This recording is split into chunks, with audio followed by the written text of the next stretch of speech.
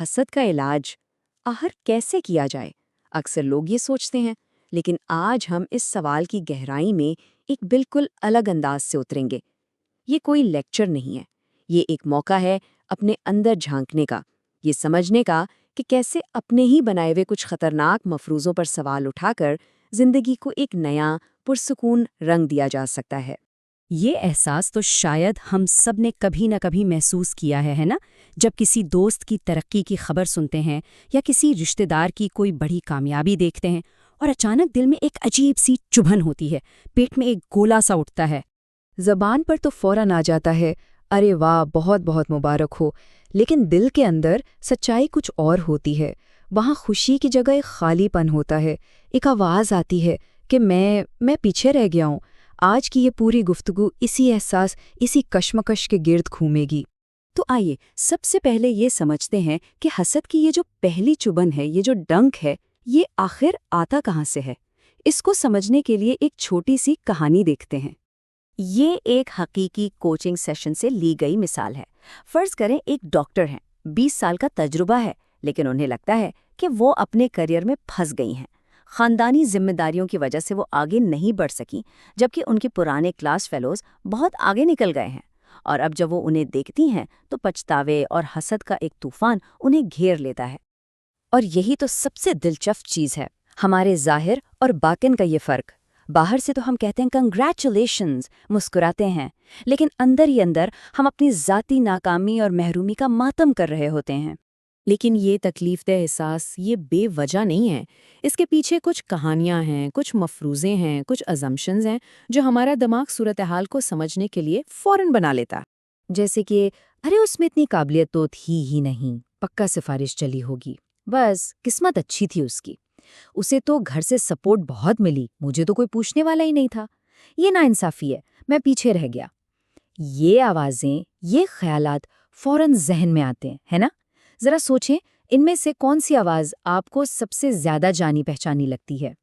ٹھیک ہے، تو اب آتے ہیں اصل کام کی طرف۔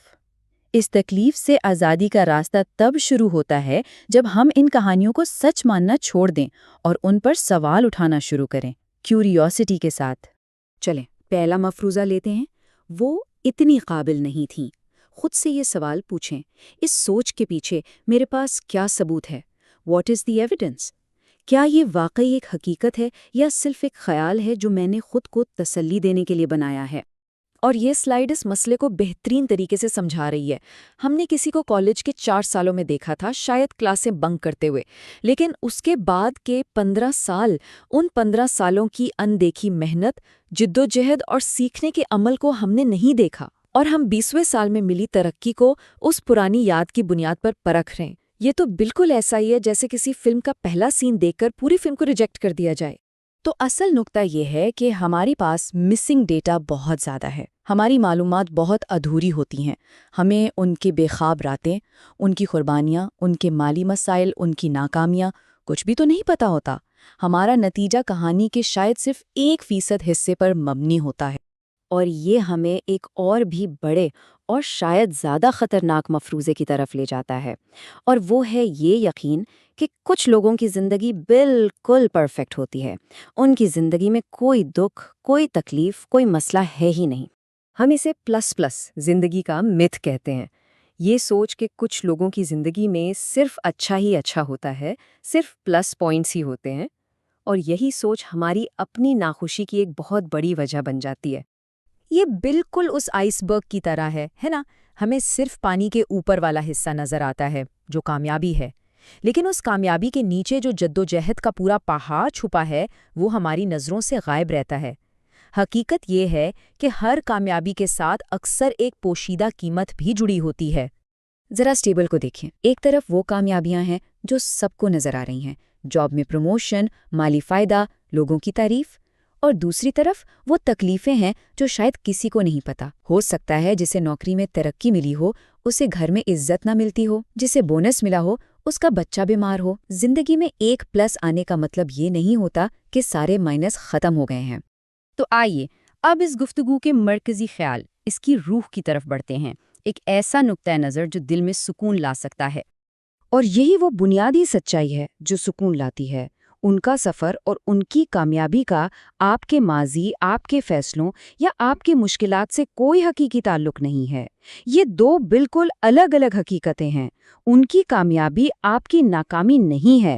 زندگی ہر انسان کو نعمتوں اور آزمائشوں کا ایک بالکل منفرد، ایک یونیک پیکج دیتی ہے۔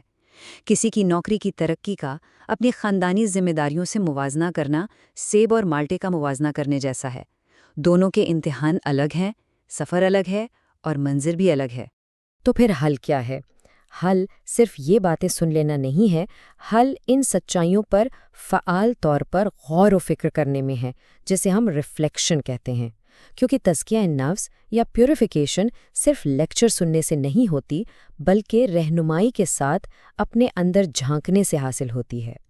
یہ 5 قدمی ذہنی مشق آپ کی توجہ موازنے سے ہٹا کر ہمدردی اور سمجھ کی طرف لے جاتی ہے۔